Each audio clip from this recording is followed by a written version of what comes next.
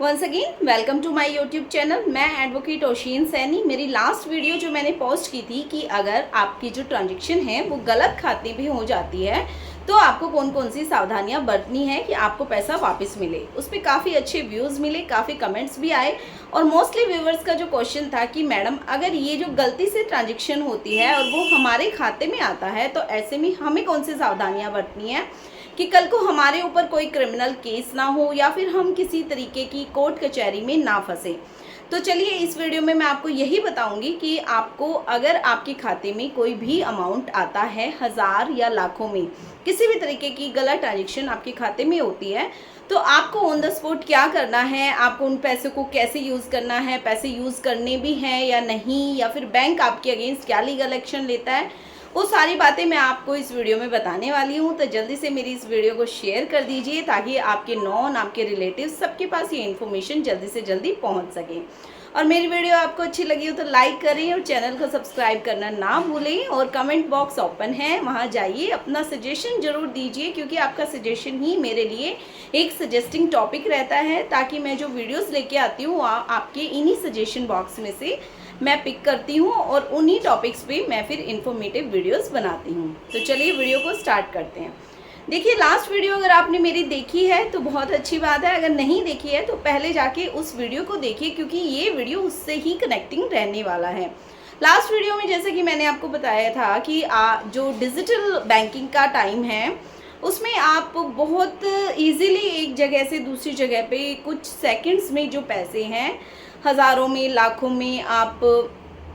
एक पर्सन से दूसरे पर्सन आप ट्रांसफ़र कर देते हैं। लेकिन आपकी एक सिली मिस्टेक, छोटी सी डिजिट की गलती की वजह से वो जो ट्रांजैक्शन है किसी गलत अकाउंट में चली जाती है और अगर वो पर्सन देने से मना कर देते हैं तो फिर आपके पास क्या लीगल रेमेडी है वो सारा मैंने उस वीडियो में आपको बता चुकी हूँ। आज मैं आपको ये बताने वाली हूँ कि अगर वो पर्सन आप हैं जिसके पास जो ट्रांजैक्शन है हुई है गलत, मतलब कि आपके अकाउंट में वो ट्रांजैक्शन आई है, आपको नहीं पता भेजने वाला कौन है या फिर कहाँ से वो अमाउंट आया है, जितना भी अमाउंट आया है वो 100 रुपये से लेकर लाखों तक में हो सकता है। अब ऐसे में आपको करना क्या है, देखिए सबसे पहले तो आपको ये बात माइंड में क्लियर कर देनी है कि जब भी इस तरीके की कोई ट्रांजैक्शन होती है तो उस पैसे पे आपका कोई अधिकार नहीं है, वो पैसा आपका नहीं है। तो काफ़ी लोग क्या गलती करते हैं कि जैसे ही ट्रांजैक्शन आती है, जैसे काफ़ी न्यूज़ में या फिर आपको सुनने को मिलता है कि कुछ लोगों के पास 15 लाख, 20 लाख, 25 लाख अमाउंट उनके खाते में आता है, लेकिन वो क्या करते हैं, वो उस पैसे को निकलवा लेते हैं और कहीं ना कहीं इन्वेस्ट कर देते हैं।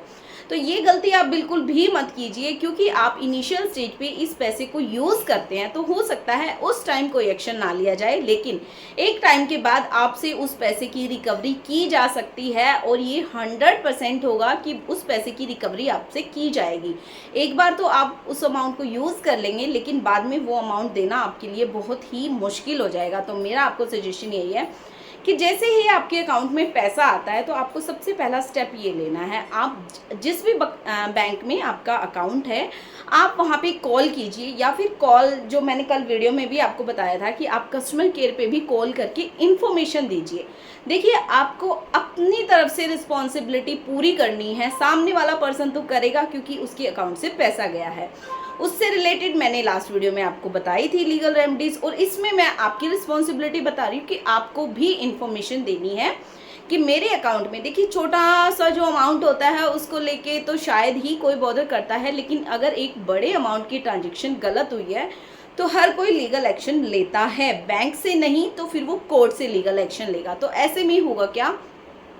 आप अगर उस पैसे को यूज़ कर लेते हैं तो कहीं ना कहीं आपसे सूट फॉर रिकवरी का जो दावा है वो डाल के उस पैसे की रिकवरी कर ली जाएगी। तो ऐसे में आपको फर्स्ट स्टेप यही लेना है, आप बैंक को इन्फॉर्मेशन देंगे और आप बैंक को बोलेंगे कि ये पता कीजिए कि ये जो अमाउंट है वो मेरे खाते में कैसे आया है। क्योंकि आजकल जो देखा जा रहा है, देखिए आपको भी पता होगा, क्रिप्टो करेंसी ट्रेडिंग या फिर जो भी बैटिंग ऐप है इसमें लोग धड़ल्ले से पैसा लगा रहे हैं और कहीं ना कहीं ट्रांजैक्शन की एक चेन बनती चली जाती है, एक अकाउंट से लेके 50-60 अकाउंट इन्वॉल्व हो जाते हैं क्योंकि जो पैसा है वो ए से बी में ट्रांसफ़र हो, बी से सी में, सी से डी में, और ये चेन जो है कंटिन्यूसली बनती चली जाती है और इस चेन में आप किस टाइम ऐड हो जाते हैं आपको नहीं पता लगता। और यहीं आप जो मिस्टेक करते हैं कि उस पैसे को आप भी यूज़ कर लेते हैं, जबकि आपको पता ही नहीं है कि वो पैसा आया कहाँ से है। तो जैसे ही आप बैंक को इन्फॉर्मेशन देंगे, बैंक जो है वो क्या करेगा, ऑन द स्पॉट बैंक, अगर बैंक के पास जिस अकाउंट से पैसा गया है गलती से, उनकी भी इन्फॉर्मेशन होगी, तो देखिए बैंक के पास पूरी पावर है, वो वापस से उस पैसे को उस अकाउंट होल्डर के अकाउंट में वापस कर देंगे, अगर उन्होंने कंप्लेंट रजिस्टर्ड की है आपकी कंसेंट से। देखिए मैंने बताया था, अगर आप कंसेंट देते हैं तो ही बैंक जो है उस पैसे को डिटेक्ट कर पाएगा, अदरवाइज वो जो है वो प्रोसेस जो है वो कंप्लीट नहीं कर पाते विदाउट आपकी कंसेंट से। तो मेरा आपको सजेशन यही है कि कभी भी ऐसा अमाउंट जब भी आता है प्लीज़ उस अमाउंट को यूज़ ना करें। और अगर बैंक की तरफ से आपको कॉल आता है, अब बात ये आती है कि आपको कैसे पता चलेगा कि बैंक ही आपके खाते से डिडक्ट कर रहा है या फिर आपके साथ फ्रॉड हो रहा है। तो ऐसे में आपको करना क्या है, आप कम्युनिकेशन करते हैं मैनेजर से, उसके बाद आप पर्सनली जाके मिलिए, आप एक एफिडेविट रेडी करवाइए, उसमें आप लिखवाइए कि उसमें आप ट्रांजेक्शन की सारी डिटेल लिखिए कि इस टाइम मेरे अकाउंट में इतना पैसा आया है,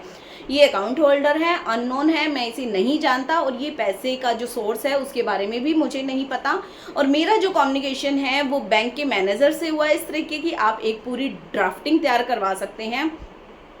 अगर पॉसिबल हुआ तो मैं डिस्क्रिप्शन में उसकी ड्राफ्टिंग का लिंक आपको शेयर करूंगी, आपको वहां से आइडिया मिल जाएगा कि किस तरीके का आपको एफिडेविट जो है रेडी करवाना है। और अगर वो पॉसिबल नहीं हुआ तो मेरे दिए हुए नंबर पे आप मैसेज करके भी इस तरीके की ड्राफ्टिंग के लिए मुझसे हेल्प ले सकते हैं। एफिडेविट बहुत ज़रूरी है, उस एफिडेविट पे आपके साइन होंगे, मैनेजर के साइन होंगे, ताकि मैनेजर की नॉलेज में हो कि आपने उनको इंटीमेशन दिया है। अब बात ये आती है कि अगर आप उस पैसे को यूज़ कर लेते हैं तो आप कैसे मुसीबत में फंसते हैं। देखिए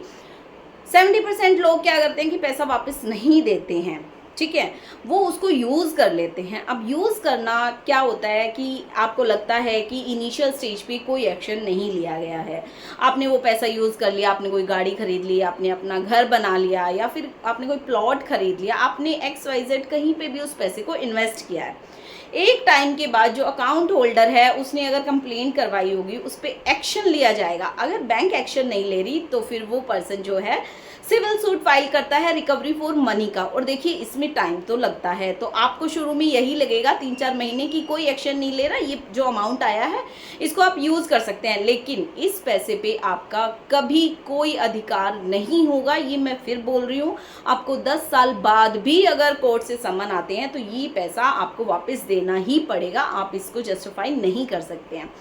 फिर वो पर्सन जो है सूट फाइल करते हैं, आपको सम्मन आते हैं, आप कोर्ट में जाते हैं और आपके पास कोई जवाब नहीं होता, क्योंकि आपको पता ही नहीं होता कि ये पैसा आपके पास आया कहाँ से है। तो ऐसे में आपको वो पैसा वापस करना ही पड़ेगा। तो आपको शुरू से लेकर लास्ट तक कहने का मतलब यही है, अगर गलती से कोई ट्रांजेक्शन हुई है तो आप इनिशियल स्टेज पे उसको बैंक के थ्रू वापस कर दें। अदरवाइज अगर वो फ्रॉड का पैसा है, किसी क्रिमिनल केस की प्रॉपर्टी है, या फिर XYZ कोई भी ऐसी प्रॉपर्टी है, मनी प्रॉपर्टी है, या फिर डिजिटल बैंकिंग की कोई भी ऐसी ट्रांजेक्शन है जो किसी क्रिमिनल केस से रिलेटेड है या फिर क्राइम से रिलेटेड है, तो वो आपको भी आप भी उसमें इन्वॉल्व हो जाओगे और आपको नहीं पता लगेगा। आपके अगेंस्ट भी FIR रजिस्टर्ड हो जाएगी, और जो डिटेल्स हैं सारी आपको पता ही है, ऑनलाइन जो भी ट्रांजेक्शन होती है उनकी सारी डिटेल्स रहती है, ट्रांजेक्शन ID रहती है, तो कहीं ना कहीं आप ना चाहते हुए भी इन मैटर्स में इन्वॉल्व हो जाओगे। तो मेरा आपको सजेशन यही है कि जब भी इस तरीके का ट्रांजेक्शन अगर होता है तो प्लीज़ सबसे पहले बैंक को इन्फॉर्म करें, एफिडेविट रेडी करवाएं। एफिडेविट रेडी हो जाता है, उसके बाद बैंक के थ्रू ही आप वो जो अमाउंट है जिस भी XYZ अकाउंट होल्डर से आपके पास आया है आप उसको रिफंड करें। रिफंड करने की सारी डिटेल्स अपने पास रखें, रिसीविंग ले बैंक से, ताकि कल को अगर कुछ टाइम बाद भी उसके ऊपर कोई इश्यू क्रिएट होता है तो आप अपनी तरफ से क्लीन चिट दे सकते हैं कि मैं रिफंड कर चुका हूँ, बैंक की तरफ से रिफंड हुआ है, और ये सारे नेसेसरी जो भी डॉक्यूमेंट्स हैं आप उसके साथ अटैच कर सकें। मेरी वीडियो अगर आपको अच्छी लगी हो तो लाइक करें, शेयर करें, और थैंक यू।